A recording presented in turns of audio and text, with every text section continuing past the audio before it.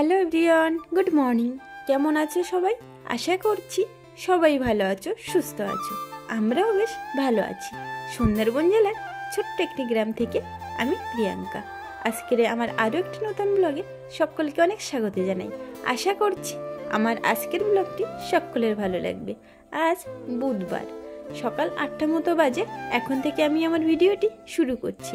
ঘুম থেকে তো উঠে গেছি, ওঠার পরে আশেপাশে কাজকর্ম প্রতিদিনই থাকে, আজকেও আছে। তো আগে বিছানা তুলে নিলাম, তারপরে চলে আসলাম ঘর পরিষ্কার করে বারান্দা ঝাড় দিতে। চন্দন আজকে আবার অনেক সকাল সকালে বেরিয়ে গেছে। সকালে কিছু খেয়ে যায়নি, রান্না করতেও হয়নি, ওই শুধু চা খেয়ে গেছে আর দুটো টোস্ট খেয়ে গেছে, আর তার সঙ্গে ছিল বাবুজি কেক একটা, ব্যাস জল খেয়ে বেরিয়ে গেছে। এমনিতেও আমি সকাল সকাল উঠে রান্না করে দিই, তবে আজকের একটু বেশি সকাল সকাল গেছে। রান্না করলে খেয়ে যেতে পারতো, প্রতিদিন যেমন খেয়ে যায় আজকেও যেতে পারতো, কিন্তু ওই যে বললাম একটু সকাল সকাল গেছে। আজকে একটু বারান্দা বেশি অগোছলো আছে, কারণটা হচ্ছে বাইরে ধান ঝাড়াই করছে, এবারে ধুলো বালি সবটাই ঘরের ভিতরে চলে আসছে। সকালবেলা একবার ঝাড় দিয়েছি, কিন্তু আবার দিতে হচ্ছে, রান্না করব তো সেই জন্য আর একটু পরিষ্কার করলাম। রাতের বেলা আবার ধান ঝাড়াই করা মেশিন বারান্দায় রাখা হয়, মেশিনে তো ধুলোবালি থাকে, ধানের ধুলো বিচুলির ধুলো মিলেমিশে পুরো একাকার হয়ে থাকে। এবার সকালবেলা যখন ধান ঝাড়াই করে তো ধুলোবালি তো বারান্দায় আসে, তখনও পরিষ্কার করতে হয়। ধান ঝাড়া হয়ে গেলে বিকেলবেলাও পরিষ্কার করতে হয়, না হলে ওই ধানের ধুলো গায়ে লাগলে বেশ ভালো গা চুলকোয়, সেই জন্য একটু পরিষ্কার করে রাখতে হয়। তো যাই হোক, বারান্দা ঝাড় দেওয়া হয়ে গেলে এ সাইডে চা তৈরি করতে চলে আসলাম।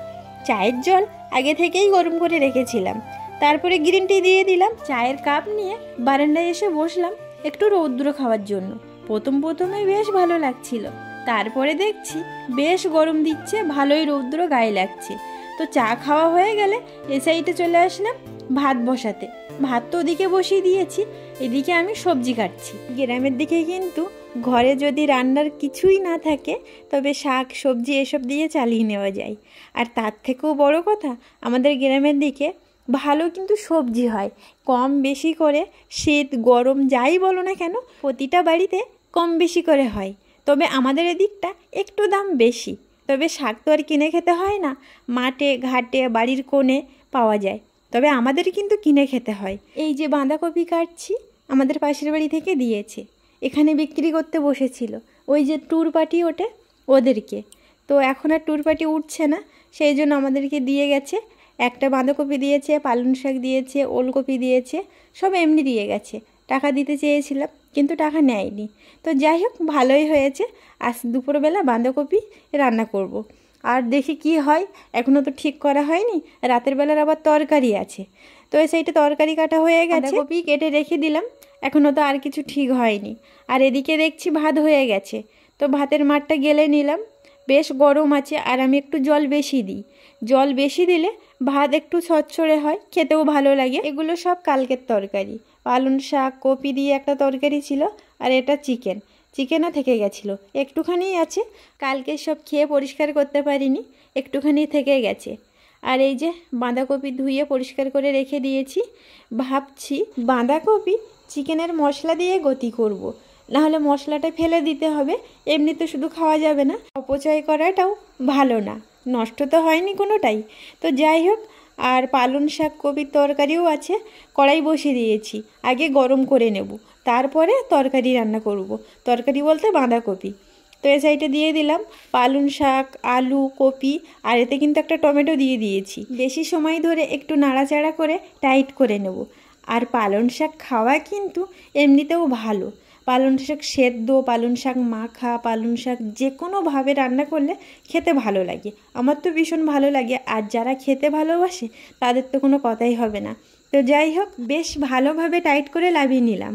তারপর কড়াই ধুয়ে আবারও বসিয়ে দিলাম, দিয়ে তেল দিয়ে একটু জিরে দিয়ে বাঁধাকপি দিয়ে দিলাম।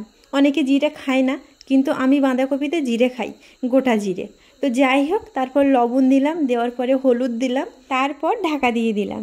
তার 5 মিনিট পর ঢাকনা খুললাম, বেশ ভালোই জল বেরিয়েছে, আমি কিন্তু এক ফোঁটাও জল দিইনি, লবণ দিয়েছি, দেওয়ার পরে ঢাকা দিয়ে দিয়েছিলাম। কিছু সময় নাড়াচাড়া দিয়ে একটু কমিয়ে নিয়েছি জলটা। তারপর চিকেনের যে মশলা ছিল সেটা দিয়ে দিলাম। আমি কিন্তু বাঁধাকপিতে কিচ্ছু দিইনি, পেঁয়াজ রসুন ঝাল কিচ্ছু দিইনি, শুধু চিকেনের যে মশলা ছিল সেটাই দিয়েছি। তো যাই হোক নাড়াচাড়া দিলাম, জলটা একটু কমিয়ে নিয়েছি, নেওয়ার পরে লাবিয়ে নিয়েছি, একটু গরম মশলা দিয়ে দিয়েছিলাম উপর থেকে। খেতে কিন্তু দারুণ হয়েছিল, অসাধারণ হয়েছিল খেতে। বাঁধাকপি একদম রেডি হয়ে গেল, চিকেনের মশলা দিয়ে গতি করে দিলাম।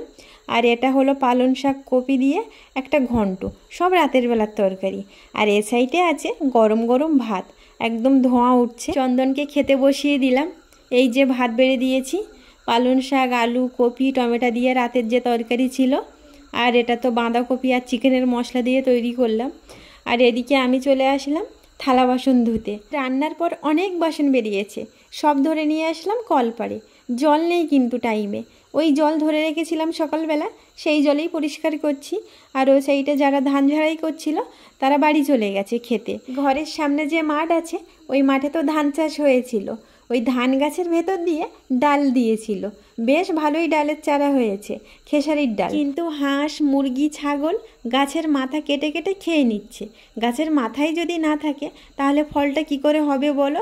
সেই জন্য হাঁস মুরগি ঘা দিচ্ছিলাম, সামনে মুরগি খাচ্ছে দেখে। সামনে দিয়ে যদি হাঁস মুরগি গাছের মাথা খেয়ে নেয় তো দেখেও বসে থাকা যায় না, যতই নিজের না হোক। আমাদের না, তবুও আমি ঘা দিই যতটা পারি আর কি, সামনে মাথায় থাকলেই আমি ঘা দিয়ে দিই। এত কষ্ট করে তারা ফসল ফলায়, সেই ফসল যদি হাঁস মুরগি ছাগলে খেয়ে নেয় তাহলে কীরকম লাগে বলো? যাই হোক, থালা বাসন মাজা হয়ে গেছে, স্নান করে খাওয়া দাওয়া করে উঠানের দিকে আসলাম। চন্দন চলে গেছে কাজে, আর এদিকে কাকিমারা ধান উড়াচ্ছে উঠানে। কত বড় গাদা ছিল সকাল থেকে, এখন টাইম হচ্ছে 4টে। ধান ঝাড়া হয়ে গেছে, এই 3জনেই করেছে কিন্তু। আর ডান সাইডে একটা ছিল, সেটা কালকেরে ঝাড়াই করে বিক্রি করে দিয়েছে। আজকের যে ধানটা ঝাড়লো সেটা সকাল 6টা থেকে বিকাল 4টে অবধি একটা ধানের গদা ঝাড়াই করা হয়ে গেছে। এখন তো ধান উড়াচ্ছে, ধানে অনেক ময়লা আছে, ধুলো বালি চিটো ধান খড় উড়িয়ে দিলে সব কিছু পরিষ্কার হয়ে যাবে। এই ধান উড়িয়ে তারপর বস্তায় করে রেখে দেবে। দুপুরবেলা তো আমি এমনিই ঘুমাই না, আজকের উঠানে কাকিমারা ধান ঝাড়াই করলো, তারপরে ধান উড়িয়ে বস্তায় করে সেই ধান আমাদের ঘরে রেখে গেছিলো। তো ওই 4টে মতো বেজে গেছে। তারপর আমি সন্ধে প্রদীপ দিয়ে এসেছিলাম, পড়তে এসেছিল, এখন ছেড়ে দিলাম। এখন টাইম হচ্ছে 8:30 মতো বাজে, এখনও চন্দন ঘরে আসেনি। দুপুরবেলার তরকারি ভাত সবটাই আছে, রাত্রেবেলা কিচ্ছু রান্না করতে হবে না। দুপুরবেলা সবটা খেয়ে তুলতে পারিনি, একটু একটু করে সবটাই আছে। আর আমি তো রাত্রেবেলা রুটি খাবো, চন্দন আসলে তারপর রুটি করব। আমাদের এখানে কিন্তু বেশ ভালো কুয়াশা পড়ছে, আমাদের বাড়িটা মাঠের মাঝখানে, কুয়াশা বেশিই বোঝা যায়। তো যাই হোক, আর একটু একটু করে গরমও পড়ছে, গরম পড়া শুরু হয়ে গেছে। কুয়াশা পড়ছে মানে গরম পড়া শুরু হয়ে গেছে।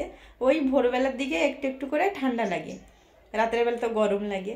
তো যাই হোক, ভিডিওটি এখানেই শেষ করছি। সবাই ভালো থাকবে, সুস্থ থাকবে, দেখা হচ্ছে নতুন কোনো একটি ভিডিওর সঙ্গে। ততক্ষণের জন্য সবাইকে টাটা।